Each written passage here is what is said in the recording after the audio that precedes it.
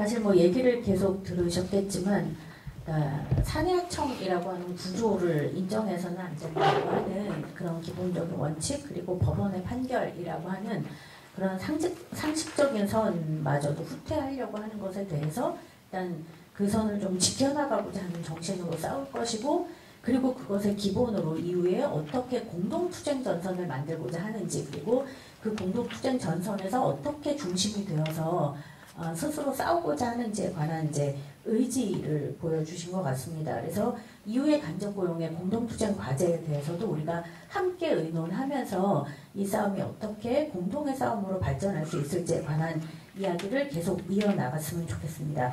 네 번째 발제, 그 인천공항의 내용으로 바로 이어가도록 하겠습니다. 투쟁사업장 막 지금 치열하게 투쟁하시는 동기들 말씀하셨는데 사업장이 안 되더라고 이렇게 기회를 주셔서 감사드리고요.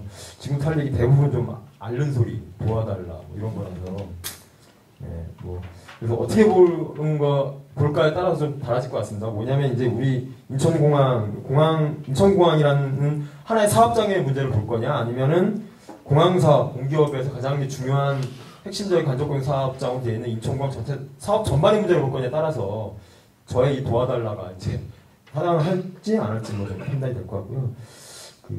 인천공항 간접고용 실태는 뭐 별로 얘기를 안 하려고 그럽니다. 많이 했었고요. 오늘 뭐 운동이나 실태나 과제 중심으로 이렇게 좀 말씀드릴 거고, 그 다음에 가급적 지금 당장 좀 해볼 수 있는 게 어떤 건지 좀 중심으로 얘기를 하려고 합니다. 뭐 이렇게 좀 크고 운동이 잘 될 때 할 수 있는 얘기는 뭐 당연히 뭐 할 수 있는 거지만 지금부터 좀 할 수 있는 게 뭔지 좀 이런 걸 좀 말씀드리려고 합니다.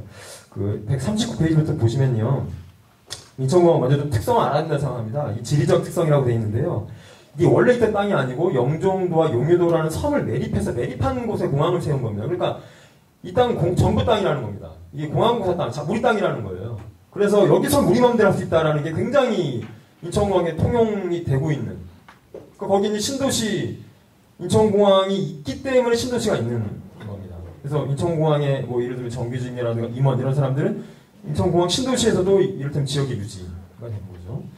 또 하나는 태생적 특성인데요. 이게 제가 알기로는 김현상 정부 때 뭐 건설 뭐 얘기 나오고, 그 다음에 개항은 김대중 정부 때 하고, 그 다음에 뭐 노무현 때 더 뭐 강화되고, 그 다음에 이명박 박근혜 온 거지 않습니까? 그래서 모든 정권들이 다 걸쳐, 그러니까 전두환만 안 걸쳐 있네요, 보니까. 그래서 IMF 이후에 이제 공기업인데, 이거 공기업 민영화법에 포함되는 공기업입니다. 그래서 언제든지 민영화될 수 있도록 그 체계를 법적으로 이제 갖추고 있는 곳이라는 뜻입니다. 그래서 공항고속도로, 근데 인천공항 철도, 인천대교 다 이게 민자시설이거든요. 그러니까 인천공항이 있는 이 지역은 우리나라에서 신자유주의를 가장 급진적으로 받아들였던 곳이다, 이렇게 좀 말할 수 있고, 그래서 설계 건설 당시부터 공공적 견제가 거의 작동하지 않았다. 이런 걸 좀 먼저 알아야 될 것 같습니다. 인천공항 정규직 노동자들 내부에 좀 이렇게 보면, 이게 인천공항의 특징이 항공 수입이 작고 오히려 비항공 수입이 더 많아요. 그 비항공 수입이 뭐겠습니까? 이제 비싼 임대료라든지 각종 부대 수익이 항공 수익보다 더 높다는 얘기죠. 거기다가 이제 비정규직 털 경쟁력을 유지하고 있다, 뭐 이런 거고요.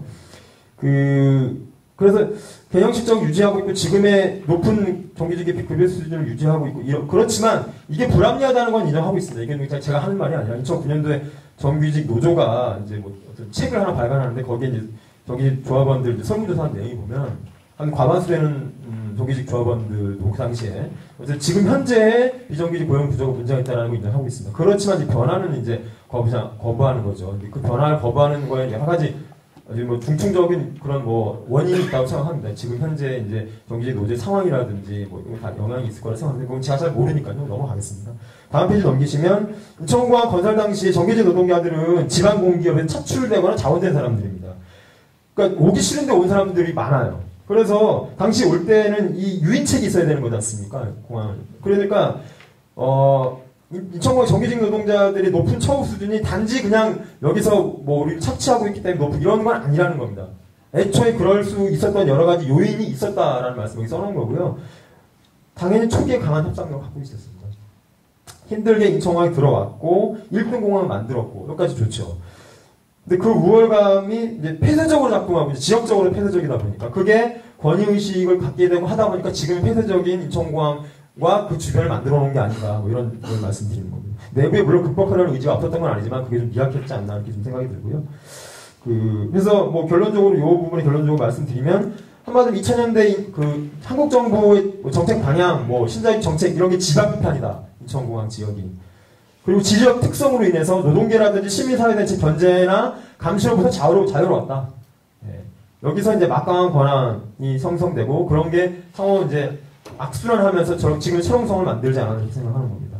인천공항 지역적 투쟁의 흐름 쭉 보시면 뭐 저희는 2008년도에 만들었습니다. 인천공항 전체 하청업체는 40여 개 용역에 50여 개 업체로 되어 있는데 6,000명이 간접고용이고 그 외에 이제 한 1,000명 정도가 정규직 공항에서 정규직으로 되어 있는데요. 이 중에 5개 정도가 기업노조에서 산별노조 전환하면 합친 겁니다. 이게 2008년 11월 얘기고요. 일단은 뭐 당연히 일단 뭉쳐보자 뭐 이런 차원에서 이제 시작이 됐고 당시에는 당연히 이제 좀 체계를 만드는 게 급선무였습니다. 그래서 초보적인 이제 노동상담이라든지 길거리 캠페인 이런 거를 진행했었습니다. 이제 전략조직화, 당시 공공노조의 전략조직화에서 이런 걸 진행했었고 공항공사가 예산삭감이라든지 간접고용 비정규 노동자들을 공격하는 여러 가지 이슈가 있었을 때 그것들에 대해서 한계가 있는 단발적이지만 여러 가지 투쟁을 진행했었습니다. 물론 이러면서 장기적 투쟁의 전망을 세우기까지는 못했다. 이게 뭐 현실적인 얘기가 되었고 본격적인 투쟁식 2010년도 두 번째 이제 전략조직화 사업이 시작되면서부터라고 볼 수 있을 것 같습니다. 지부 조직이 커졌고요. 세관본의 투쟁이라고 기억하실지 모르겠는데 2011년도에 인천공항 세관의 간접고용 하청 노동자들은 그 문자 해고당하죠. 30명 정도. 그래서 17일 정도인가요? 노숙농성을 했었습니다. 그걸 이기고 나서 이제 갑자기 공항의 간접고용 비정규 노동자들 인천공항 지역 지구에 대한 관심이 높아졌습니다. 저희가 이제 자신감도 좀 생기는 계기가 됐고요. 그 이후에 현재 그 다음에 이제 저희 산별교섭 통해서 작년에 파업에까지 이제 이르렀던 시기가 있고요. 3번은 후유증 조정기라고 이제 141회 중간에 써놨는데 현재 상황인데 다 아시겠지만 이제 간접고용 노동자들 파업보다 파업 이후가 더 어렵지 않습니까? 지금 좀 그런 시기를 겪고 있지 않나 이렇게 생각이 듭니다. 전 지부장도 해고된 상태에 있고요. 인천공항 투쟁 목표가 무엇이었냐? 이제 좀 142페이지부터 말씀을 드린다면 당연히 노동조건 개선, 직접고용, 미조직 사업 이런 것들을 쭉 다 했는데 물론 중간착취 개선 같은 이제 현실적인 문제가 주로를 이뤘고 자료를 좀 보시면 될 것 같고 다만 이제 직접고용 투쟁 같은 경우에는 본격적으로 우리가 이런 것들을 어떻게 대응할 것인지, 직접고용 어떤 식으로 우리가 가야 될 것인지에 대한 조합원들과의 논의나 고민 이런 게 본격적으로 진행되지 않았지 않나 이런 생각이 좀 들고 있습니다. 그래서 동그라미 4번에 있는 것처럼 사회적 논의 테이블 구성이 작년 파업에 직접고용 관련해서 이게 우리의 이제 요구 조건이었는데 이거 보시는 것처럼 추상적이지 않습니까? 이거 그래서 나중에 가면 이거 흐지부지 되거든요. 그게 당시에 우리가 직접고용 문제에 대해서 가지고 있었던 우리 나름대로의 내부의 수준이 이 정도였다라는 핵심적인 얘기를 하고 있는 겁니다. 그리고 인천공항 투쟁의 의미라고 이제 써놨는데요. 최소한 6,000명 노동자 문제는 인천공항서 아니면 풀 수 없다. 정부와 인천공항서 아니면 풀 수 없다라는 정도까지는 우리가 그래도 만들지 않았나 이런 생각이 들고요. 143페이지에 보시면 그런데 인천공항 상대로 하는 투쟁이 이게 다 똑같지만 대리전이지 않습니까? 정부와의 대리전입니다. 공항공사는 선거를 의식할 필요가 없습니다. 여기 지방공기업이 아니라서 이런 문제들. 그 다음에 국내 최대 국제공항이고 위상이 그만큼 높고 물동량 산업 전반에 미치는 영향이 크다 보니까 이거 이제 그 당시에 있었던 우리 교섭에서 비공식 교섭에서 이제 우리 측이 우리는 여기 전략조직화 사업 하는 데라서 여기 우리 그냥 물러설 수 없다 했더니 상대 측에서 우리도 전략조직을 하고 있다고 얘기했다는 거예요. 어쨌든 이런 것들 이게 딱 부딪히는 지역이라는 얘기고요. 그래서 여기서 어떻게 바꾸느냐, 이 간접고용 문제를 해결하는, 특히 공공부문의 간접고용 문제 했을 때 인천공항을 어떻게 바꾸느냐가 굉장히 큰 파급 효과가 있지 않을까 이런 좀 예측을 해봅니다. 그 다음에 이제 선별협약 쟁취를 제한적이나마 만들어놨다는 점이 이제 성과라고 할 수 있을 것 같고요. 한계점은 사업적으로는 전략사업장인데 이제 지리적으로는 변방입니다. 이게 굉장히 저희한테 참 큰 아킬레스건입니다. 이건 더 설명할 필요가 없다. 그래서 우리 지역에 누가 이제 노조 단체 활동가 이런 분들 와서 노조를 통해서 강연하고 교육하러 오시잖아요. 다 제가 뭐라고 얘기하냐면 이사 오라고. 실제로 이사 오신 농사님 한 분 계시고요. 하여튼 좀 그런 문제에 대해서 좀 어떻게 좀 우리가 극복할 것인가 좀 고민 같이 했으면 좋겠고요. 그 다음에 청구한 전국에 철저한 감시를 받고 있다. 여기 쭉 나열되어 있는데 143페이지 중간에 보시면 검찰, 경찰, 국토부, 기무사, 국정원, 서강청, 공항무사 등등. 그러니까 얘네들이 이게 다 조금씩 영향을 행사해요. 비공개 교섭을 하더라도 설사 공항공사 교섭 비공개라도 교섭할 의지가 있어서 추다가 이 중에 어떤 놈들이 와서 찔러서 너네 교섭한다고 그런 다음에 그럼 푸지부지 되는 겁니다. 세관본에 투쟁할 때 17일가 노숙농성을 했는데 그 노숙농성 바로 앞에가 저는 몰랐어요. 아무것도 안 보세요. 기무사였대요. 기무사장. 뭐 와서 막 시끄럽다고 막 싸우고 있는데 기무사 사람인지 몰랐습니다. 그래서 이런 문제들. 그 다음에 세 번째는 조직력에 비해서 너무나 크고 분할되는 용역 업무. 그러니까 전체 6,000명 공항공사 산하 하청업체 노동자 중에 40%를 지금 저희가 조직하고 있는데 작년에 파업할 때 한 300명, 400명 했거든요. 파업권이 없으니까. 그만큼만 이제 주어지니까. 그러니까 물론 그걸 다 극복하고 싶고 폭발로 합의되지 않냐라고 이제 할 수 있는데 뭐 그거야 뭐 저희가 뛰어넘어야 할 벽이죠. 어쨌든 그런 거고 지휘 벽을 뛰어넘기 사실은 뭐 이렇게 쉽지는 않습니다. 다 층층 계층마다 본업 나눠놨고 환경미화도 있는 거 그 여러 가지 사업 다 모아져 있고 고급 기술직까지 있고 단협기간 그 다음에 업체와 공사의 계약기간 다 천차만별이고 굉장히 좀 그런 면에서 좀 어렵다라는 얘기. 그 다음에 지도로 몇 회까지 뭐 144페이지 넘어가면 이제 현재 저희가 아직 지부 임원을 새로운 문제 꾸리지 못한 상태. 물론 그것도 있지만 또 하나는 이제 선별위가 저 쟁취하자 투쟁을 열심히 했는데 그럼 그 이후에 어떻게 할 거냐. 잘 했든 못했든 그것까지 했는데 그 다음 뭘 할 거냐에 대한 우리 비전이 아직 없다라는 것도 저희의 내부적인 문제라고 생각이 듭니다. 그 다음에 공사 정규직과의 관계. 아까 뭐 CNN도 말씀드렸는데 어려운 투쟁하고 계시지만 참 정규직 노동자들과 함께 하시는 모습 보면 참 아이고 참 그렇습니다. 그 다음 6번째 정보력 구제. 알지를 못하니까요. 입찰을 통해서 여러 가지 장난을 치는데 입찰 공고가 떠야 아니까 모든 투쟁이 이제 수세적이고 방어적이라는 참 어려움이 있습니다. 투쟁 과제로 남기고 싶은 건데요. 뭐 당연히 조직력과 영향력 확대를 해야 되는데 이런 고민이 있는 겁니다. 그 144회 하단에 있는데요. 이게 우리가 조직하지 못한 4,000명이 있지 않습니까? 6,000명 중에. 근데 그것만 있는 게 아니었습니까? 인천공항에 공항공사 하청이 아닌 다른 하청 노동자들, 비정규 노동자들이 한 5만 명 있다고 하거든요. 이게 지금 선후의 문제냐는 겁니다. 우리 2,000명 조직했는데 4,000명 나머지 조직해야 그 다음 조직할 수 있냐? 그게 단계의 문제냐? 전혀 아니라고 보는 겁니다. 저는. 그럼 나머지 5만 명 어떻게 조직할 것인가의 문제에 대해서 우리가 답을 내놔야 되고 행동을 해야 되는데 그게 참 쉽지만은 않습니다. 그래서 그 부분에 대해서 어쨌든 뭔가 그걸 거기에 한 단계라도 진전을 해야 공항공사 정글 상대랑 교섭력이나 협상력, 영향력도 커지지 않을까 뭐 이런 고민이 좀 들고요. 단식에 이들 노동자하고 조직하는 게 어렵다면 그럼 또 다른 뭔가가 있지 않을까라는 생각을 좀 해야 되지 않냐. 인천공항 지역지부가 현재 조직하기가 5만 명, 그 외의 노동자 조직하기 굉장히 쉽지는 않습니다. 이게 너무나 틀리기 때문에. 그 다음 그 외의 노동자들이 더 열악해요. 1년 단위로. 그러니까 매년 연말 되면 찾아오는 노동자들이 있어요. 매년 연말마다. 거기도 다 공기업 산하의 하청업체 노동자들인데, 그래서 모두 들어올까 말까 고민을 해요. 연말마다. 똑같은 노동자들이. 그 4년 됐어요. 근데 연말 지나면 안 와요. 왜? 일단 고용됐으니까 연말 1년 가보는 거예요. 연말 또 찾아오는 거예요. 그래서 이런 악순환을 좀 피하기 위해서 우리가 어떻게 좀 우리가 틀을 좀 만들어야 될 것인가 문제 좀 고민스럽고요. 그래서 새로운 틀이 필요하다. 근데 문제는 이제 지구력과 영향이 되겠죠. 그 다음에 두 번째 영종도 지역 조직화. 이제 여기가 현장과 주거 지역 일치하는 지역이라는 특성. 이걸 어떻게 살릴 것인가의 문제. 또 하나는 지역적 확대했고, 주거 지역이 뭘 구사되어 있다. 그러니까 현장에 있는 노동자들 주거 지역 공항시설에 사는 분들 계시지만 이것도 소수고, 나머지 한 80% 밖에서 살 것이죠. 전국에 흩어져 살고 사시거든요.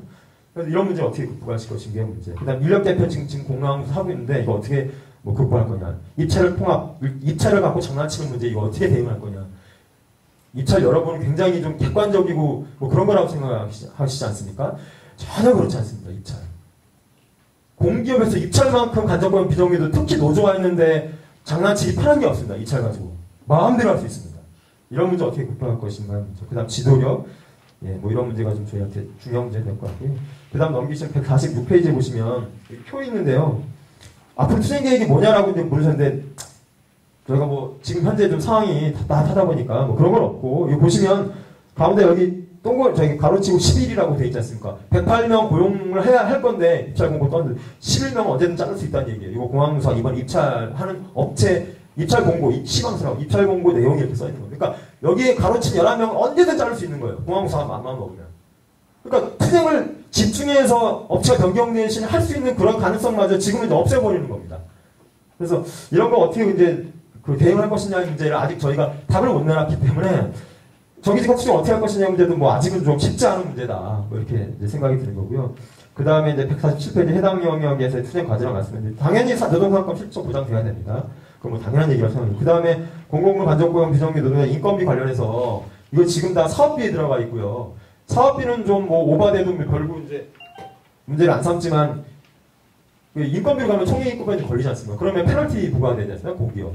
그러니까 당연히 이런 구조에서 어떻게 공기업이 간접고용 노동자를 직접적으로 하겠습니까? 이런 문제 해결해야 된다는 문제가 있고 그 다음 아까 말씀드린 입찰 과정의 문제 여러 가지 있는데 입찰 과정에서 인건비를 좀 분리해야 된다. 인건비마저 입찰에 들어가니까 이거 중간착취 대상이 되는 거거든요. 뭐 이런 문제. 그 다음에 공공부 간접고용 노동 실태 파악이 좀 돼야겠다라는 문제. 유책관계 이런 것들 좀 대대적 조사가 좀 필요하지 않나라는 생각이 들고요.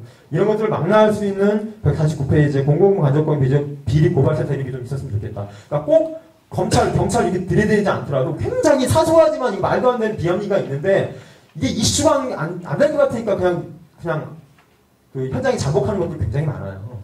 이런 것들을 좀 들춰내고 다 집대서만 한번 해주면 좋겠다라는 겁니다. 그 인천공항 노동자들 만의 문제가 아니라 전국의 공공간접고용 사역자 문제를 좀 그걸 받아 안고 어딘가에서 좀 이런 문제를 한 번에 팍 터뜨릴 수 있는 게 좀 됐으면 좋겠다라는 얘기를 좀 하고 있는 거고요. 제기하고 싶은 거 첫째 149페이지인데 1번인데요.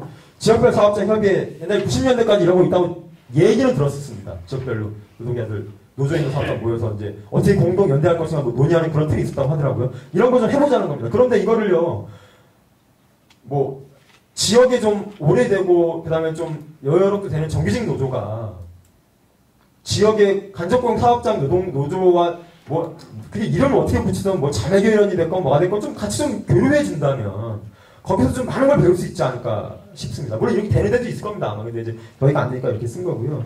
근데 이렇게 하면 이게 그 간접고용 노동자들만 뭔가 배울까? 저는 아니라고 생각합니다. 이게 좀 관성화되어 있고 좀 오래되다 보니까 매너리즘에 빠져 있을 수 있는 그 정규직 노동자들도 뭔가 배우는 게 있지 않을까 싶고요. 그 다음에 당사자 간 연대 소통이 당연히 중요하다고 생각이 들고 넘기시면 이제 동그라미 3 간접고용 비정규 노동자 조직 올인을 해야 된다. 옛날에 이거 세이유 아까 말씀 나왔었는데 총무물을 제한 나머지 다를 뭐 미조직 조직화사도 올인했다. 이런 거 교육을 하셨어요. 옛날에. 3, 4년 전에 막 교육을 해주셨거든요. 근데 생각해보니까 지금 그건 우리 단위 사업장의 노동자들이 교육받을 것 물론 필요하지만 우리 총연맹이 교육받았어야 되는 거 아닌가 싶고요. 물론 교육 다 아시겠죠. 근데 왜 안 되는 건지 잘 모르겠고 잘 모르니까 말씀드리는 겁니다. 직선제 지금 하지 않습니까? 근데 투표는 적어봤는데 정규직이 더 많은 거 아니에요? 그럼 직선제 하면 그리고 옛날에 대의원들이 또 볼 때는 그때 문제 많았겠죠. 정파적이고 뭐 그런 거라고 하던데. 근데 그나마 그때는 그런 대의원들은 좀 노동운동에 대의 이런 거 고민하고 비정규직 문제에 대해서 고민했는데 직접 선출된 우리 임원들께서는 더 많은 직접 정규직 노동자들의 민의를 대변하셔야 되면 간접고용 비정규 노동자들 문제 옛날만큼 더 못하게 되는 건 아닌지 솔직히 이런 걱정도 있긴 합니다. 이게 제 해상물 좀 보니까 드린 말씀입니다. 그리고 마지막으로 간접고용 비정규 노동자들 조직할 수 다양한 틀이 좀 필요하다. 뭐 대기만성은 원래 그것이 이렇게 된다 그런 뜻이 아니래요. 큰 그릇은 경계가 없다 뭐 이런 뜻이라고 하는데 저는 인천공항이 지금 그게 딱 필요하다고 생각합니다. 아까 말씀드렸고 5만 명 어떻게 할 것이냐는 문제. 근데 이거를 인천공항 지역지방한테만 맡기기에는 저희가 너무 미약합니다. 그래서 이런 부분에서 같이 좀 고민할 수 있는 틀 이런 게 좀 함께 논의됐으면 좋겠습니다. 이상 마치겠습니다. 자본과의 또는 정부와의 대리전적인 특성을 갖고 있는 사업장이 어떻게 어려움을 겪는가에 대해서 굉장히 잘 들으셨을 것 같습니다. 그래서 초기에는 직접고용 정규직화라고 하는 것에 대한 구상과 문제의식이 없었던 것은 아니지만 그런 현실의 문제에 부딪히면서 사실 어디로부터 뚫고 나가야 할 것인가가 좀 약간 현재는 부딪혀 있는 상황이고 그것에 이제 활로를 뚫기 위해서라도 간접고용 노동자들의 조직화라고 하는 전망이 어떻게 만들어져야 하는지에 대한 이제 이야기를 좀 제기를 해주셨습니다. 이후 토론할 주제들을 좀 많이들 이야기를 해주고 계신데요.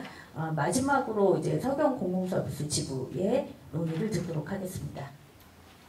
오늘 주로 드리고 싶은 말씀은 집단 개선 관련된 얘기를 주로 드리게 될 것 같습니다. 우선 이제 서경지부라는 조직에 대해서 좀 소개를 이번 기회에 드려야 그 다음 이해가 좀 쉬우실 것 같아가지고 말씀드리겠습니다. 서영집 현재 조합원은 2,700명입니다. 그 중에서 1,700명 정도는 이제 대학교 쪽으로 이제 최근 4년 사이에 이렇게 많이 늘었어요. 대학교 쪽이. 그건 좀 이따 드릴 말씀이고요. 그 다음에는 이제 그동안 잘 알려지지는 않았지만 원래는 일반 사업장에서 빌딩이라든가 대형 건물 이런데 시설 관리에서 원래 출발을 거기서 했었죠. 저도 그쪽 출신이고요. 최근에는 이제 공공부문 지자체가 많이 조직이 늘어나고 있습니다. 대표적으로는 서울시 이 수도검침, 가스검침 쪽을 조직을 하고 있고요. 일정 성과를 내고 있습니다.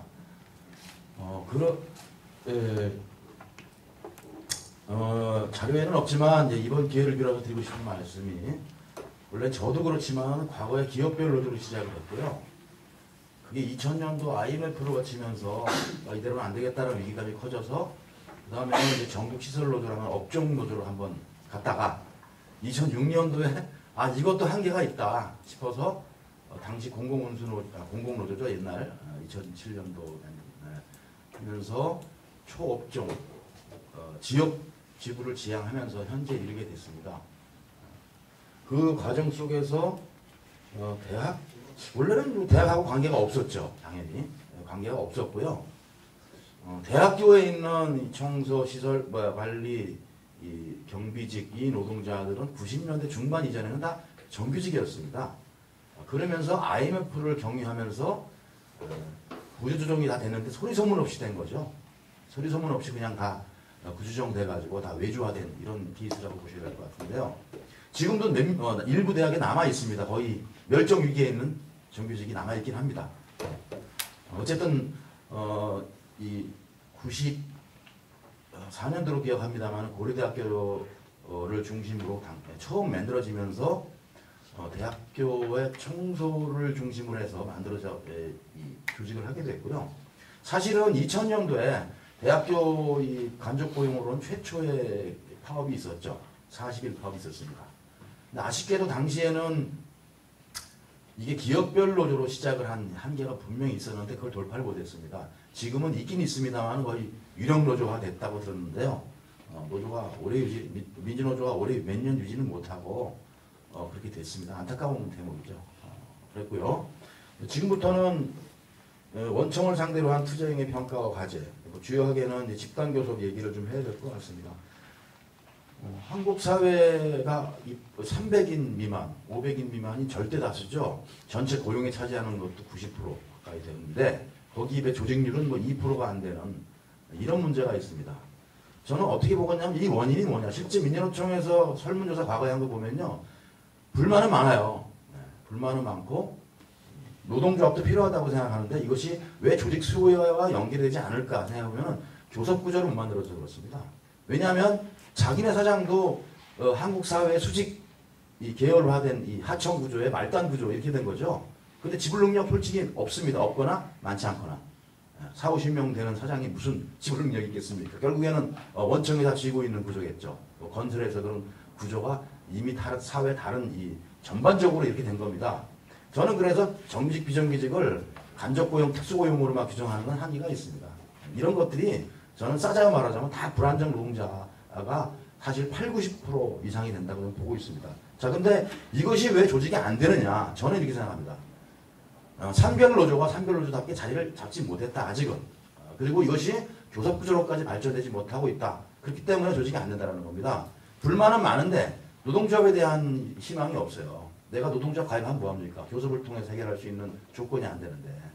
저는 이 말씀을 먼저 드리고 집단교섭 얘기를 해야 될 것 같습니다. 서경집의 집단교섭 이거 참 민망하긴 합니다만은요.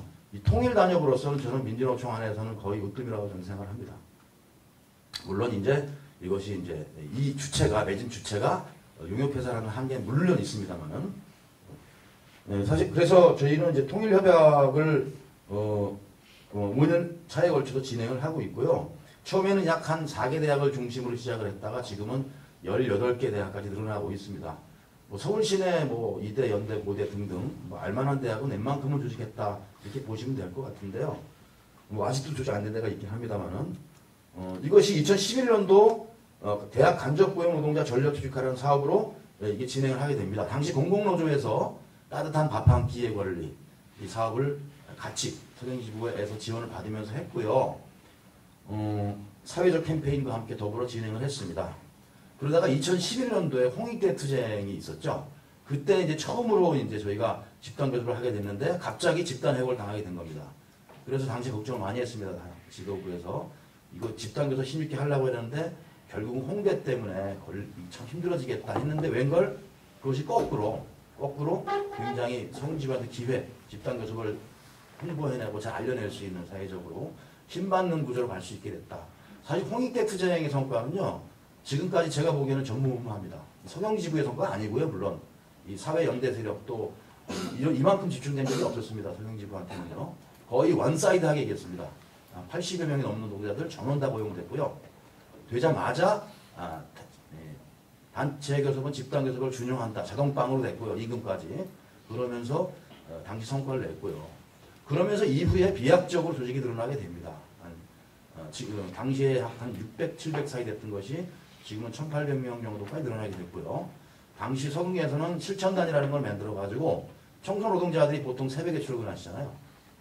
그래서 새벽 선전전 합니다. 커피도 따뜻한 커피도 나눠주고 이렇게 해서 됐고요. 이거 왜 대학이냐? 그럼 하필이면 이런 얘기를 해야 될 것 같습니다. 대학이 만만해서 그렇습니다. 한마디로 상대적으로 만만하다. 만약에 서경지부가 했던 본관 점거, 총량의 점거를 일반 뭐 기아나 이 현대 같은 데서 했으면 뭐 당장 딸려갔겠죠. 닭장차 응원하다가 했겠죠. 근데 대학이 아무래도 상대적으로 이런 공공성도 강하고 사회적 성격도 강하기 때문에 대학이 그런 점에서 할 때는 약한 볼이 아니냐. 간접 고용에서 있어서는 우리 역량만 충분히 동원되면 충분히 조직하다. 이런 전략 속에서 주도한 진행을 했고요. 그렇다고 해서 또 만만한 것도 아닌데 다 따지고 보면은 서경지부는 대학이라고 부르지는 않습니다. 대학 자본이라고 부르지. 왜냐하면 항상 비용의 논리로 대응해 왔습니다. 대학 입장에서는 비정규 노동자들의 임금이나 근로조건, 저임금 저복지가 비용 절감 대상이 되는 거고요. 학생들 뭡니까? 예? 수업료? 예. 그 다음에 뭐 입학금 이런 거는 다 이윤이 되겠죠. 똑같은 이런 병원도 물론 다 마찬가지다. 그래서 지난 4, 5년간 사회적 지지를 얻어가면서 했다는 점이 굉장히 든든한 부분이 됐고요. 지금 그래서 이런 성과적 측면으로는 꽤 많이 얻어냈다고 생각하는데요. 사실은 세상만사 마찬가지지만 빛이 있으면 그늘도 있지 않겠습니까? 그 얘기도 좀 같이 해야 될 것 같습니다. 성과만 딱 보자면은요, 이거 참 서글픈 얘기입니다. 사실은요. 서경지부 통일단협의 이 정년이 70세입니다. 무려. 이거를 근데 사실은 자랑하기도 민망한 얘기입니다. 이게 참 70살까지 일을 시킬 수밖에 해야 되는 이런, 심지어 어떤 정도냐면요, 노조 없는 사업장은 자기가 다쳐가지고 일 못하잖아요. 그러면 심지어 자기 아들이나 딸들을 데려와서 그 자리에 박아놓고 휴가를 가요. 이런 정도도 중앙대에 실제 있었던 일입니다. 이건 사실은 뭘 말하냐면은 하나는 이제 노령 문제, 또 하나 이 문제에 들어있어요. 사회 문제 중에서 고령 노동자 문제. 지금 아마 이제 가면 갈수록 이 문제가 전면화될 거라고 생각하는데요. 사실은 여기서 일 그나마 몇십만 원 받는 거 이거 아니면 나가서 골목에서 휴지 주셔야 되죠. 이런 절박한 문제가 있는 겁니다. 사회에서 이런 문제가 해결되지 않기 때문에. 한계점 문제를 좀 말씀드릴 것 같습니다. 사실 그래서 임금만 딱 보자면은 현재 최저임금에서 약 한 30% 또는 40% 이상 정도까지는 벌려놨습니다. 그래서 저희가 처음에는 가장 목표로 했던 것은 생활임금 쟁취하면서 최저임금의 인력권에서 벗어나자 이런 모토를 세웠습니다. 그래서 이 정도면 약간은 좀 벗어날 단계에 들어섰다고 좀 생각하는데요. 물론 이거 지금 현재는 그래서 시중노임단가 쟁취투쟁으로 지금 전환해 나가는 대목입니다. 임금은 그렇고요. 그 다음에 한계점 말씀드리겠습니다. 지금 그래서 고민이 용역업체만 무려 23개입니다. 대상으로 집단 교섭을 지금 올해도 내년 거를 올해 하고 있습니다. 지금 두 번째 교섭하고 있는데 저는 처음에 그렇게 생각했어요. 이 용역회사들 모아놓고 교섭한다는 것이 과연 어떤 의미를 가질 것이냐. 원청 사용자성의 문제 조금도 닿지 못하는데 이런 고민이 있었습니다. 근데 최근에 들어와서 정리가 되는 것은 사실은 월청에서 뭐 하나 해결 못해주면 아무것도 안 돼요. 단협이든 임금이든 간에. 지금의 정착된 관행은 이렇습니다. 서경지구에서 3월달 정도에 임금이 타결돼요.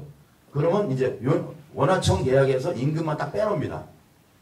예, 뭐 어떤 회사하고 이제 계약하고요.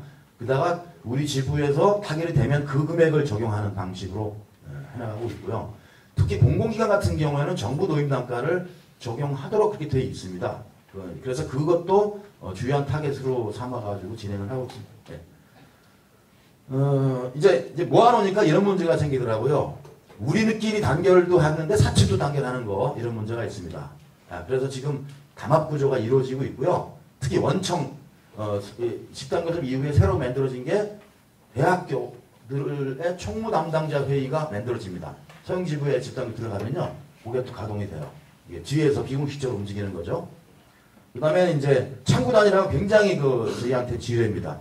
이거 뭐 엄청 복잡해요. 겪어보시는 분 아시겠지만 무슨 뭐 교섭 요구 사실 공고, 교섭 요구 사실이 되면 또 참여 노조 공고, 무슨 아주 복잡한 절차를 한참 거친 다음에 노동부. 근데 문제는 그 기회를 노동부가 갖고 있는 거예요. 노동부에서 조금만 벗어나면 바로 조정 절차에서 바로 행정지도 나오고 이런 문제가 일어나고 있습니다.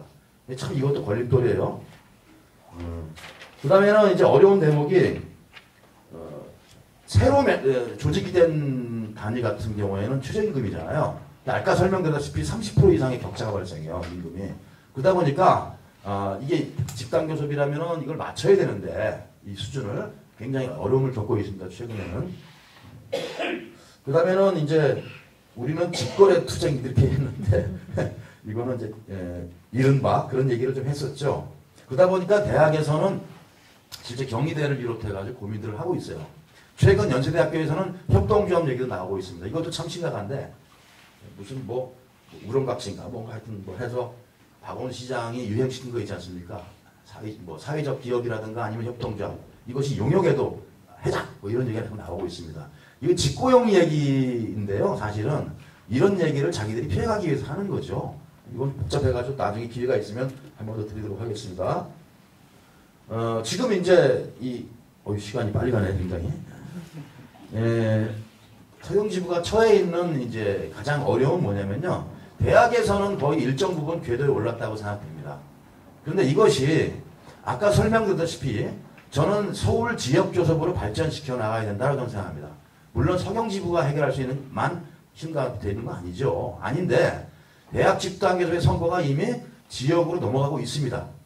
의미가 그 대표적인 예가 상암동에 있는 DMC라든가 이런 데 입소문이 나면서 넘어가고 있는데 저는 이것을 적극 받아 안아서 서울 지역 교섭으로 확장시켜 나가자. 특히 이제 서울 지자체에 관련된 단위들도 있으니까 그렇게 하지 않으면 비정규직에 조직할 수 없습니다. 왜냐하면 조직이라는 것이 그 사람을 조직하는 게 아니고요. 그 사람의 불만을 사회적 조직적 요구로 만들 수 있을 때만 조직 가능할 거라고 보고 있습니다. 저는 이런 데 좀 주안점을 보여야 된다고 생각하고요. 예. 그리고 최근에는 요구를 좀 확장시켜 나가 원청 요구를 좀 만들어 나가고 있습니다. 예를 들면 교직원, 교수, 학생 엔트만 적응이 되었던 생활협동조합, 상해보험, 뭐 대학병원 있는 데는 거의 공짜더라고요. 이런 거를 학내 구성원으로 인정하라. 그리고 적용하라. 이런 요구를 적극적으로 제기할 것이고요. 네. 뭐 드릴 말씀 많은데 시간이 많이 갔으므로 한번 정리해 보겠습니다. 그리고 최근에는 이 대학 구조전 공대회가 만들어졌는데 올해부터는 거기 참여하고 있고요. 제안드리고 싶은 내용은 이후에 아까도 설명드렸지만 지역연대가 관건이라고 생각합니다. 서울이 또 중앙이자 지역인데 사실 저는 지역다운 지역운동이 없었다라고 좀 말씀드리고 싶어요. 서울 지역에서 이런 아까 설명드렸던 이제 비정규직화라든가 또는 지역교섭의 틀이라든가 또 조직화라든가 이런 것이 이제 민주노총에서 과거의 은평이라든가 서부조직화 그다음에는 구로를 중심으로 했던 조직화 금속에서 했던 게 있었지만은 이것이 제가 보기에는 사회의 폭넓은 연대를 기반으로 해서 과연 좀 해봐야 하지 않으면 안 된다라는 말씀 좀 드렸고요. 그 다음에 제도 개선 관련된 얘기들이 요구가 많습니다. 뭐 이거는 공통된 사항도 꽤 많습니다만은 이미 뭐 상당 부분 말씀해 주셨기 때문에 생각하도록 하겠습니다. 이상입니다. 한 가지 아쉬운 것은 오늘 이 자리에 이제 각 영역에서 오셨지만 특히 이제 자회사의 형태로 있는 간접고용 노동자들, 뭐 이를테면 철도나 아니면 뭐 KBS 같은 방송사의 자회사의 이름을 자회사의 정규직인 것처럼 위장되어 있지만 실제로는 또 간접고용 노동자들인 그런 노동자들의 이야기까지 이제 한꺼번에 들을 수 있었다면 아마도 그 간접고용의 전 영역에 관한 그런 고민을 우리가 함께 나눌 수 있지 않았을까, 뭐 이런 좀 아쉬움이 들긴 합니다.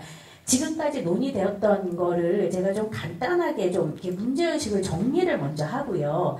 그리고 나서 이거에 대한 여러분들의 의견을 좀 듣는 걸로 하려고 하는데요. 시간이 많지 않기 때문에 좀 가능하면 앞에 계시는 분들에게 질문을 해야 될 게 있으면 그 질문은 여러분들 갖고 계시는 종이에 이렇게 아무 부분이나 잘 잘라갖고요. 쪽지로 전해주시면 오히려 이분들이 좀 준비를 하는 것으로 하고, 그리고 가능하면 이제 이 앞에 계신 분들의 이야기를 좀 듣는 것으로 했으면 좋겠다는 생각을 갖습니다. 제가 이제 지금 쭉 이야기를 들으면서 한 7가지 정도 우리가 함께 논의를 해볼 주제가 있다 이렇게 생각이 드는데요.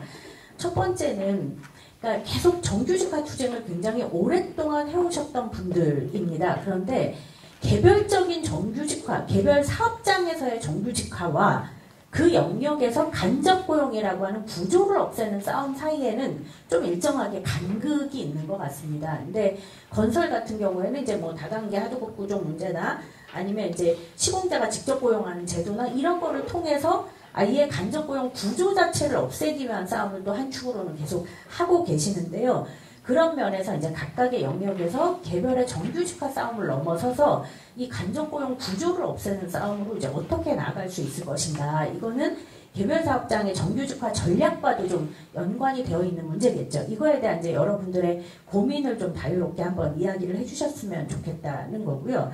두 번째는 뭐 CNM도 얘기하셨고 인천공항도 얘기하셨고 서경도 얘기하셨지만 간접고용 사업장이 내부가 엄청 복잡합니다. 하청도 1차 하청, 2차 하청도 있고요. 직종별로 다르고 각각 특성도 다르고 이런 이제 간접고용 사업장의 내부의 복잡한 구조, 그 다음에 이런 분할, 이런 거를 우리가 좀 함께 극복하면서 내부의 통일성을 어떻게 만들어 나갈 것인가가 또 굉장히 중요한 과제 중에 하나였던 것 같아요. 그래서 이것의 경험 아니면 제안 뭐 이런 게 있으면 좀 이야기를 해주시면 좋을 것 같다라는 것입니다. 세 번째는 이제 그 공동투쟁 과제로서의 어떤 제도적인 문제인데요. 지금 많은 분들이 여러 가지 제도적 제안들을 해주셨는데 특별하게 우리 간접고용 노동자들이 이런 제도적 투쟁을 꼭 함께 해봤으면 좋겠다. 이런 제안이 있으면 그거를 또 세 번째로 좀 함께 이야기를 해주시면 좋겠다. 이런 생각이 듭니다. 그리고 이제 네 번째 고민은 앞서 이제 제일 첫 시간에 최병순 동지가 발언을 하시면서 투쟁하는 노동자가 스스로 자신의 결말을 선택할 수 있어야 한다 이렇게 얘기를 했는데요. 지금의 간접고용 사업장들이 이 교섭 구조가 굉장히 어렵고 복잡합니다. 그래서 정규직과 비정규직의 관계 속에서 직접적으로 교섭하기 어려운 노조도 있고요. 또는 이제 산별 교섭이나 업종별 교섭이나 지역 교섭을 통해서 일정하게 주체들이 이제 교섭의 권리를 확보해 나가려고 하지만 그런 데서 또 이제 교섭상의 어려움이 좀 많이 있는 것도 사실입니다. 그래서 간접고용 주체들이 직접적으로 교섭의 주체로 나서기 위해서 좀 필요한 부분이 뭘까, 이런 것에 대한 의견이 있으면 그것도 좀 한번 제안을 해주셨으면 좋겠다 이런 생각입니다. 그리고 이제 다섯 번째로는 현실에서 이제 당장 모두가 다 정규직화 투쟁 이런 걸 하면 좋겠지만 여러 가지 어려움과 한계가 또 있잖아요. 그래서 지금 발제하신 분들이 제안해 주신 것은 특히 건강권과 관련한 것은 원청을 상대로 해서 함께 투쟁을 해볼 수 있겠다. 또는 산업복지적 측면에서는 우리가 함께 해볼 수 있겠다.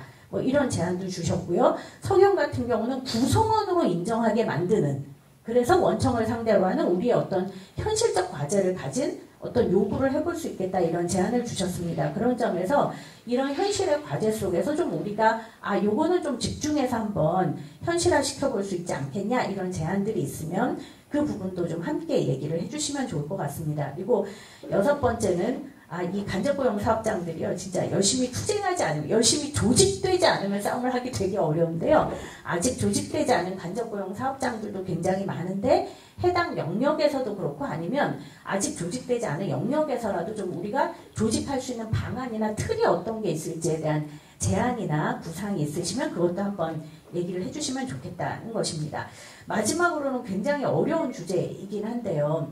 간접고용 투쟁이 특히 이제 어떤 사회적 연대, 더 이상 이런 이제 노동자를 상품화하거나 노예제도로 만드는 간접고용은 안 된다라고 하는 그런 문제의식 속에서 사회적 연대가 굉장히 많이 있었습니다. 그러나 여전히 이제 그 사회적 연대가 한계에 많이 부딪히고 있고요. 또 간접고용 투쟁만 열심히 한다고 해서 이게 문제가 풀리지 않는 말 그대로 우리운동 전체의 후퇴라고 하는 측면이 있는데 이 전체 운동 속에서 우리 간접고용 운동이 전체 운동을 발전시키기 위해서 어떻게 기여할 수 있는지 또는 전체 운동이 후퇴해 있는 상황에서 우리 간접고용 노동자들이 좀 함께 모이고 싸운다면 그것이 또 전체 운동을 발전시키거나 사회적 연대를 구성하는데 어떤 의미가 있을지 이런 고민들도 좀 함께 나눠보면 좋겠다는 생각이 들었습니다. 제가 얘기하다 보니 너무 많죠? 그래서 한 7가지 정도의 이야기를 우리가 좀 함께 그 앉아 계시는 분들의 의견들을 좀 자유롭게 들었으면 좋겠다 이렇게 말씀을 드렸고요. 그래서 일단 뭐 꼭 이 주제와 상관이 없어도 좋습니다. 제가 말씀드린 건 이 앞에 발제하신 분들의 의견들을 좀 모아서 제출을 드린 건데 간접고용 투쟁의 발전을 위해서 좀 함께 하실 수 있는 제안은 그 어떤 것도 좋으니까요. 좀 자유롭게 의견을 주시면 좋을 것 같습니다. 그리고 말씀드린 대로 질문이 있으신 내용들은 좀 모아서 오진호 동지에게 그 질문을 좀 정리를 해주시면 요 앞으로 놔주시면 발제하신 분들에게 좀 이렇게 나눠서 질문을 해주시도록 좀 부탁을 드리겠습니다. 네, 그러면 의견을 바로 이어서 듣도록 하겠습니다. 저한테 하신 게 실제 그 어느 나라든지 그 생각해야 될 게 그거 같아요. 자본의 기본적인 운동 법칙은 동일한데 그 나라 그 제도 안에서 움직인다는 게 제일 중요한 것 같고요.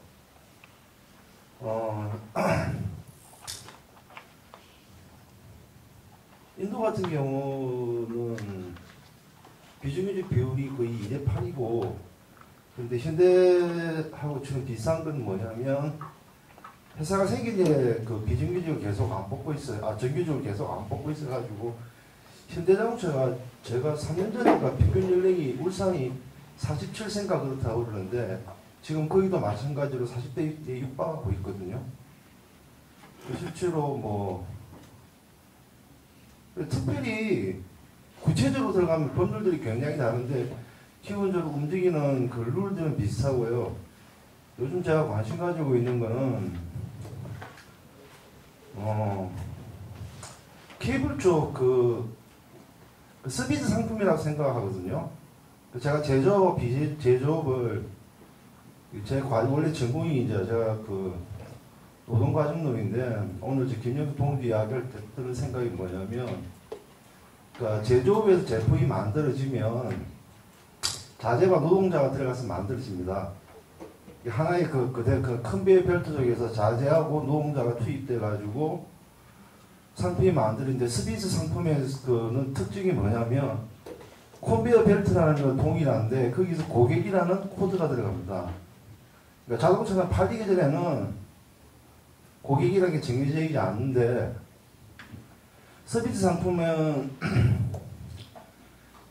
그러니까 고객이라는 게 들어간다는 거죠. 컨베이어 벨트 안에. 그 차이만 있고 실제로는 그냥 컨베이어 벨트라고 생각하거든요. 그게 전산으로 그걸 하는 건데 그 셋탑박스를 들고 셋탑박스 아이디어를 가지고 고객이 설치하려 하는데 말씀하신 대로 그 감정노동이 분명히 들어가지만 전체적으로 보면 고객이라는 자재가 이자 그 고객인 하나의 그냥 컨베이어 벨트로 돌아간다고 보거든요.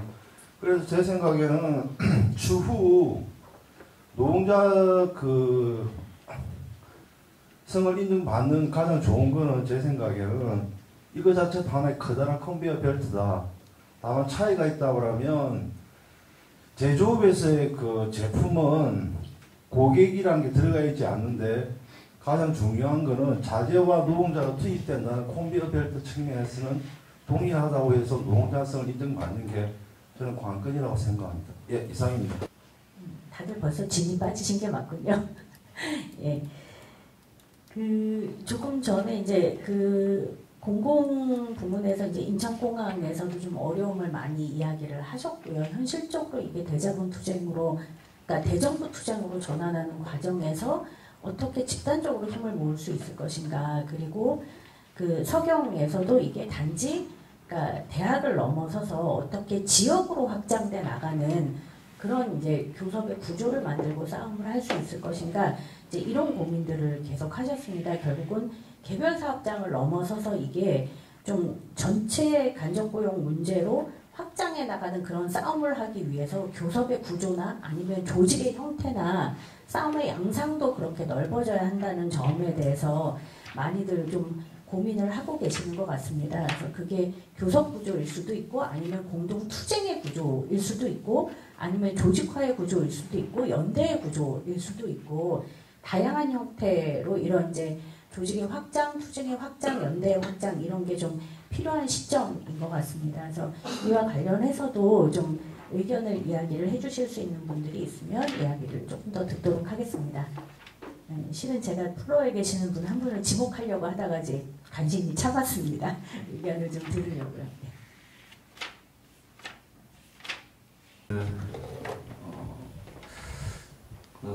지금 조직화 얘기를 하고 있고 또 어떻게 투쟁을 할 거에 대해서 다들 얘기를 하고 있고요. 또 각자 다르지만 현장 들어가면 또 다르지 않다는 것은 전부 다 느끼고 있죠. 근데 계속 얘기하는 것이 조직화 얘기하지만 실제적으로 현재 벌어지고 있는 투쟁들도 그렇고요.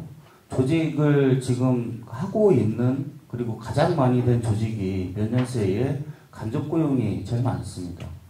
그리고 그렇게 투쟁을 하고 목숨 걸고 싸우고 있지만 결정적으로 더 이상 번지지 않는 것은 이런 게 있다라고 봅니다.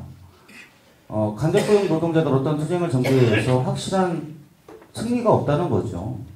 한 단이라도 그 희망을 줄 수 있다는, 이거를 돌파할 수 있다는 그런 투쟁이 집중적으로 되지 못했다는 점이 한 가지가 있다는 겁니다. 현실적으로 간접고용 노동자들이 업체가 바뀌는 과정에서, 계속 바뀌는 과정에서 그 투쟁을 계속 이어가기는 단 기간 내에, 어떤 기간 내에 투쟁을 해서 성과를 얻어내지 못하면 그 앞으로 지속성이라는 것을 담보를 하지 못한다는 겁니다. 간접고용들은. 그런데도 불구하고 그 집중을 못 해준다는 겁니다. 민주노총도 마찬가지고 이 간접고용 자체에서도 그 같은 단위에서도 그걸 집중을 못 한다는 거죠. 거기에서 조금 문제가 있다라고 판단이 되는 거고요. 앞으로도 한 가지밖에 없는 것 같습니다. 간접고용도 그냥 일반 비정규직들도요. 저는 예전서부터 말하는 부분이 한 가지가 있습니다. 원청사, 여기 다 원청사들이 있는데요. 대부분이 노동조합이 있습니다. 정규직들. 민주노총 사업장 굉장히 많습니다. 민주노총이 비정규직, 정규직화 얘기하고 있죠. 비정규직 철폐 얘기를 하고 있고요. 저는 근데 그것이 실제로 그 마음이 있는 건가라는 것을 의문시를 많이 했었습니다. 정규직들이, 현대자동차 정규직들이 비정규직 단위들을 같이 노동자하고 같이 싸워보자라고 손 내밀면 비정규직들 조직 않을 수가 없습니다. 오히려 탄압만 안 오면 돼요. 안 그렇습니까? 이게 현실인데 뭐를 더 여기에서 논할 수 있는 거냐라는 거죠.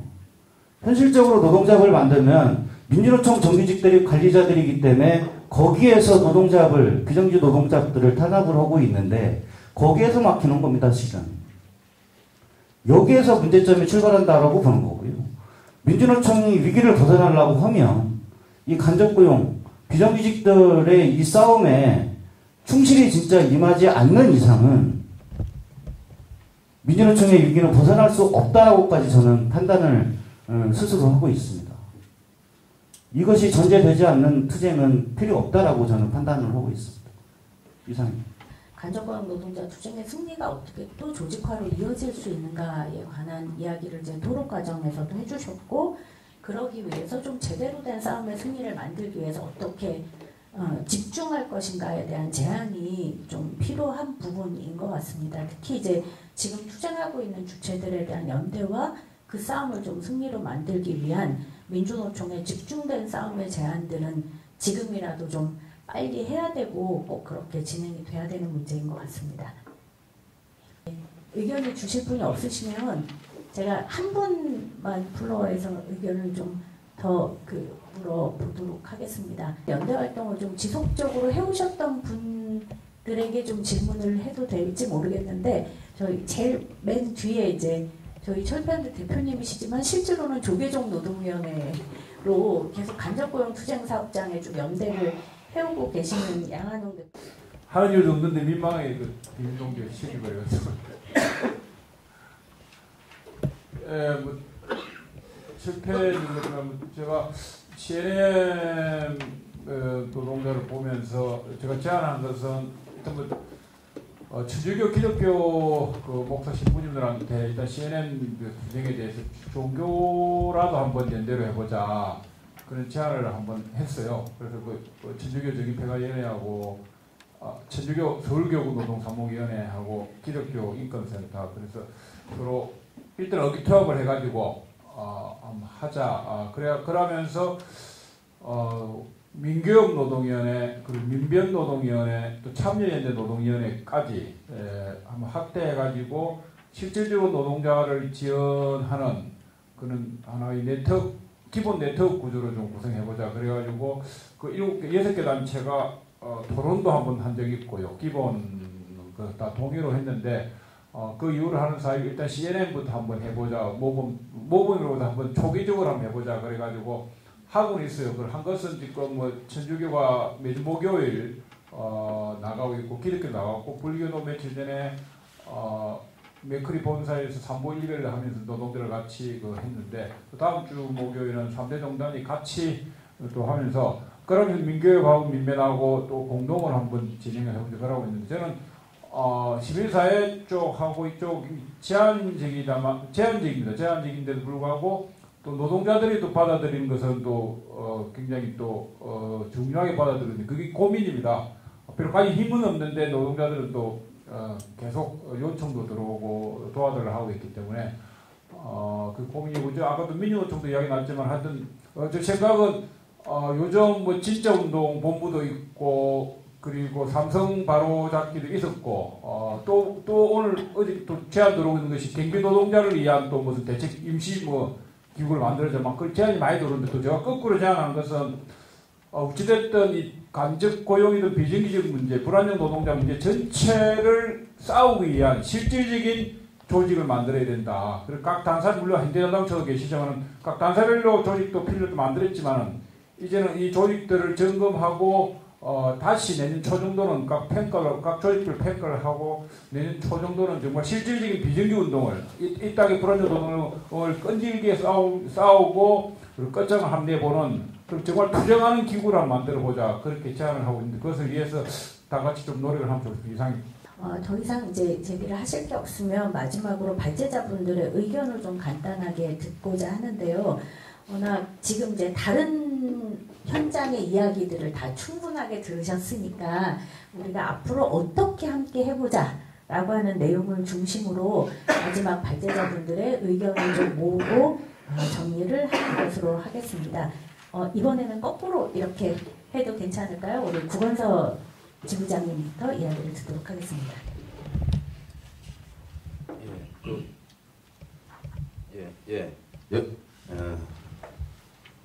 저도 한때는 이제 공공운동노조의 임원도 했었고, 그래서 스스로도 이제 이 성찰적인 좀 평가도 해보고 하는데요. 무슨 얘기를 들으려고 하니까 산별노조 하면서 사실은 중앙을 바라봤던 거 아니냐. 저는 이제 우리가 조직을 재편하면 예를 들어 이런 말씀 드릴게요. 서경지부에는 각 분야별로 교부금을 돈으로 교부해주지 않습니다. 교부금이 없습니다. 아예. 그러면은 사업 지원으로만 하는 겁니다. 교부금이 있긴 있어요. 근데 아주 미미한 수준이라서. 제가 드리고 싶은 말씀은 뭐냐면은 조직화 단계에서부터 그걸 해야 될 것 같아요. 왜냐하면 그게 가능한 이유는요. 신규 조직을 해오면서 했기 때문에 가능한 겁니다. 근데 이것이 기업별로 좀 한번 경험을 조금이라도 거친 데는 그게 어렵더라고요. 안 되더라고요, 이게. 제가 요거는 놓치지 않을 대목 같아가지고 말씀드리고 서영지부는 계속 그렇게 해나갈 생각입니다. 그렇게 해야 산별 노조가 현장에서부터 정착되는 거라고 저는 생각하는데 안타깝게도 지금 대부분 명칭만 지부 분해 이렇게 바뀌었지 실제 운영은 과거와 크게 벗어나는 것 같지 않아서 이런 부분을 좀 앞으로 좀 같이 좀 고민해봐야 해야 앞으로 조직을 하더라도 의미 있게 조직을 할 수 있는 건 아닌가 이런 생각이 들고요. 마지막으로 뭐 과제 얘기 나왔는데요. 아까 했던 얘기 그대로입니다. 더 추가로 드리고 싶은 말씀은 없고요. 결국 조직화라는 게 뭐 무작위로 누구 찾아가가지고 아무나 붙잡고 뭐 도를 아십니까? 뭐 이래가지고 조직될 게 아니기 때문에 결국에는 요구를 중심으로 조직화를 해야 되는 거고 이미 기업별로 담아낼 수 있는 해결할 수 있는 요구가 없습니다. 지금 분명히 말할 수 있지만 그러면 이건 뭐냐? 결국은 투쟁과 교섭 그리고 이걸로 나갈 수밖에 없다라는 것이고 앞으로는 그런 쪽으로 많은 우리 진보적인 역량, 민주노총의 역량 또는 이런 운동의 역량이 모아져서 저는 무엇보다도 현장 지원 중요하지만요.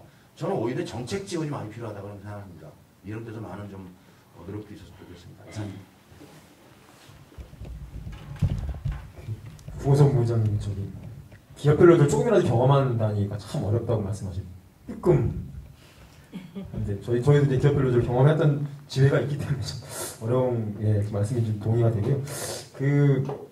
아까 제가 이제 새로운 이제 틀 5만 명의 간접고용 비정규 노동자들 인천공항이 있는데 어떻게 해야 될지 참 같이 좀 고민해보자 말씀드렸는데 공공노조가 처음에 전력조직화 사업 인천공항에서 할 때 이제 제가 그때 다시 조직국장이었기 때문에 같이 논의를 하면서 이게 뭐 별거 얘기하다가 뭐 어쨌든 뭐 좀 이렇게 노동자들이 노조는 아니지만 어쨌든 좀 저게 근처에 가깝게 다가가 있다가 나중에 어려울 때 같이 뭔가 도와주고 할 수 있는 그걸 뭐라 표현할지 모르지만 외곽의 어떤 것이든 뭐가 됐건 좀 그런 게 우리가 지금 차근차근 준비해야 되지 않냐라고 이제 말씀을 드리면서 잘 안 먹혀서 제가 나중에는 뭐라고 했냐면 아니 뭐 노동자 상조회라도 뭐 이렇게 좀 그런 비슷한 조직이라도 좀 필요한 거 아니냐라고 말씀드리고 물론 이제 다 잘렸긴 했는데 당시 잘릴 수밖에 없는 상황이 있었다면 이제 인정이 됩니다. 다만 잘렸는데 나중에 보니까요.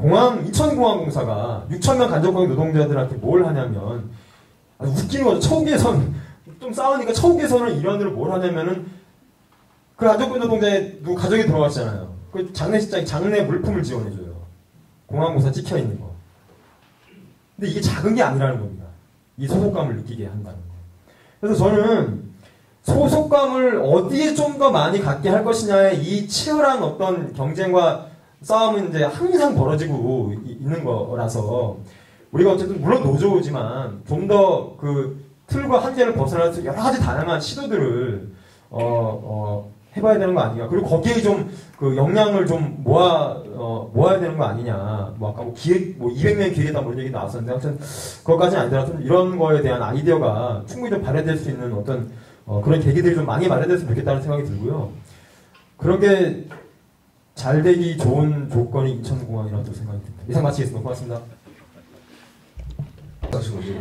걱정입니다. 내일 또 일정 때문에. 잠깐 그 현대차 상황을 좀 말씀드리면 저희가 2000년 초반부터 해서 141 조직을 지부에 좀 제안을 합니다. 몇 차례 좀 부결이 됐고요. 근데 판결이 나오니까 지부에서 역으로 뭐 재작년이나 이걸 좀 제안을 했는데 그 정규직 정서가 어떠냐라면 뭐 전체가 그렇다는 건 아니고요. 97년대, 98년대 구조형이 있을 때 정규직 동작 희망퇴직하고 정례고 됐을 때 하나 인식이 있었죠. 회사가 비정규직을 연사할 때 아 맞다 비정규직 있어야 우리가 안 잘린다. 근데 지금도 마찬가지입니다. 하나 예를 들면 최근에 이제 회사가 정규직으로 전환하지 않고 일반적으로 신규 채용을 강행하면서 그 비정농단 정규직 그 신규 채용이 됩니다. 그 자리에 당연히 촉탁직이 들어오게 됐고 뭐 계약직이지만 촉탁직도 정규직이죠. 회사 입장에서는 정규직 사원증을 다고 다니까 그분들이 현장에 들어서 일을 하니까 정규직 기존에 있던 조합들이 뭐라고 얘기하냐면 실제 시발점이 비정규직 불판 문제입니다. 빠르게 뭐 불판의 문제를 해결해라 이렇게 주장해야 되는데 정규직 동지 어떻게 이해를 하냐면 촉탁직 때문에 자기가 이제 화장실을 못 간다 이거예요. 그래서 반을 늘려달라 이렇게 주장을 하고 있습니다. 이게 현실적인 부분이고요. 그래서 어제 저희가 울산에서 토론을 했는데 한 동지가 그런 얘기를 하더라고요.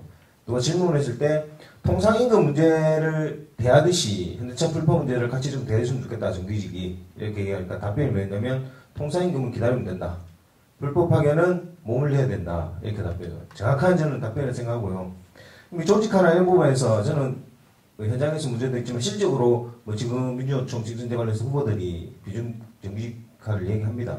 저희도 몇 차례 간담을 했는데 하나의 공동된 목표를 만들기가 쉽지 않을 거라는 판단이 듭니다.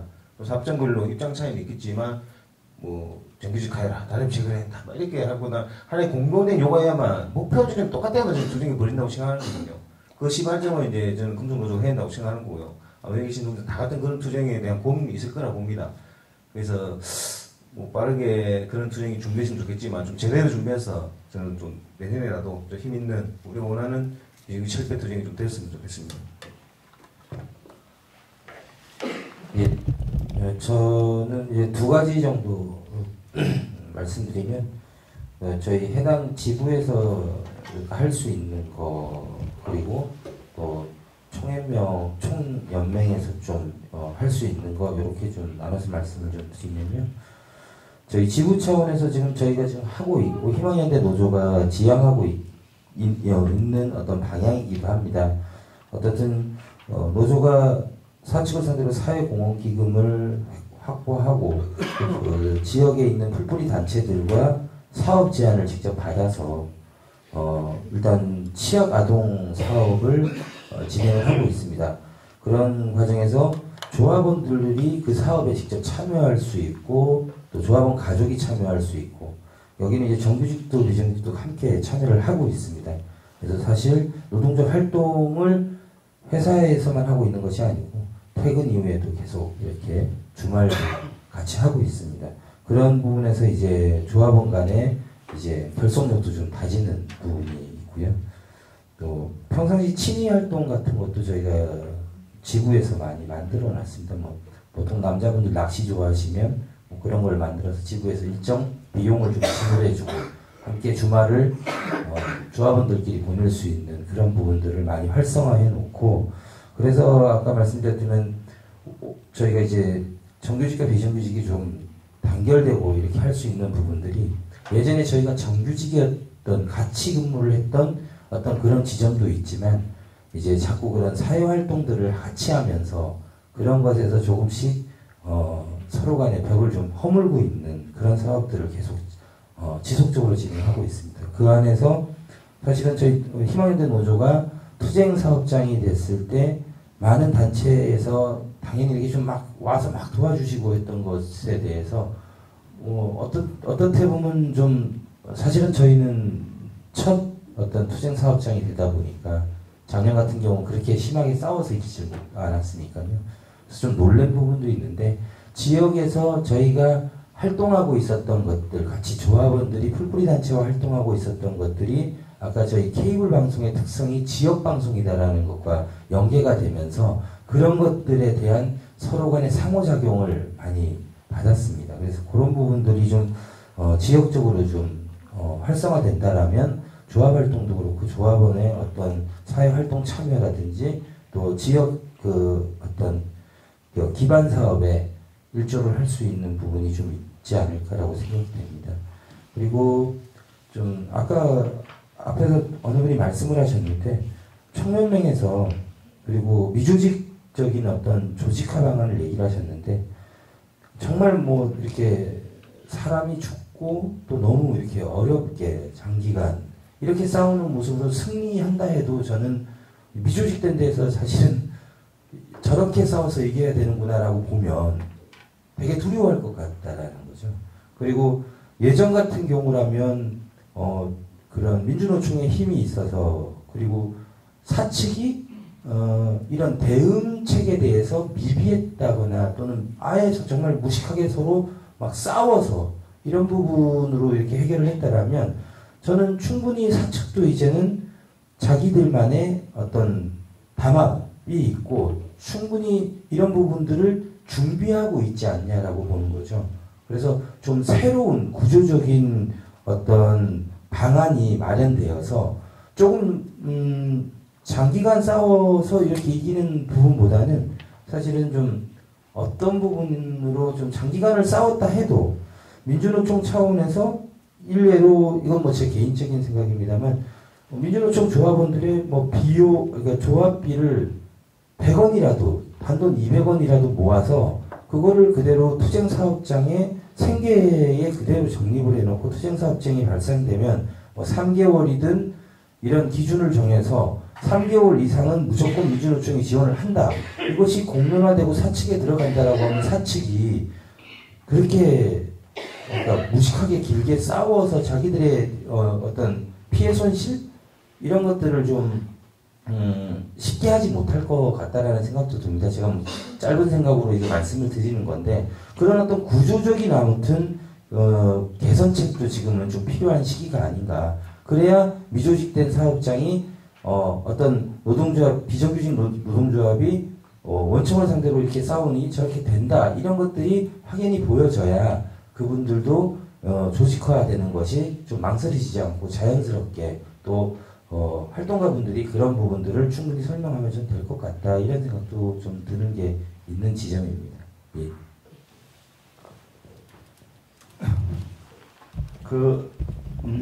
좀 전에 이제 인천공항 사례를 좀 들으면서 저는 그 인천공항이 플랜트 현장에 있는 산업단지에 있는 산업단지하고 거의 유사한 구조라는 별 차이가 없다는 생각이 들었습니다. 왜 그러냐면 여수를 예를 들면 여수는 이제 여수 지역이 석유화학 국가산업단지 석유화학단지가 중심인데 도시입니다. 그 도시는 주로 이제 핵심적인 GS 칼텍스라는 석유 대기업이 있죠. 대기업을 정점을 해서 여러 석유화학 업체들이 있고 거기에 보면 이제 정규직 노조들이 좀 다수가 있고 나머지 그 공단 내의 모든 비정규직들 대다수 비정규직들 공장에서 일하는 비정규직들은 저희 플랜트 노조가 다 조직을 하고 있습니다. 조직화되어 있고 그래서 저희 조합이 한 10,000명 정도 되는데 그 일반명 조직화가 되는 과정에서 그 공단에서 가장 핵심적인 직종들 용접이나 배관 이 사람들이 거의 주력이거든요. 근데 이 사람들이 실제로 대다수가 이제 임치 일용직 중심 고용 구조를 가졌지만 이 대단히 복잡한 다단계 하청 구조에서 일을 하다가 노조로 만들어지면서 가장 큰 게 노동조합을 만들면서 가장 단합의 큰 목표는 고용 구조를 단순화시킨 겁니다. 발주처, 원청, 하청까지만 인정하고 그 밑에 있는 여러 가지 복잡 다단한 고용 구조를 다 단순화해서 그게 1차적인 목표였고 그걸 관철시켰습니다. 그게 이제 결국 이제 그걸 발주처, GS 칼텍스 같은 여수의 가장 핵심적인 기업을 상대로 투쟁해서 그걸 인정하게끔 만들어가지고 이제 그걸 이제 미천 삼아서 10개 직종인데 플랜트 건설현장 공단에는 수많은 직종의 노동자들이 일을 하고 있습니다. 용접, 전기, 뭐 보온, 하여튼 다양한 직종들인데 이제 10개 분해로 형태로 조직이 만들어져 있고요.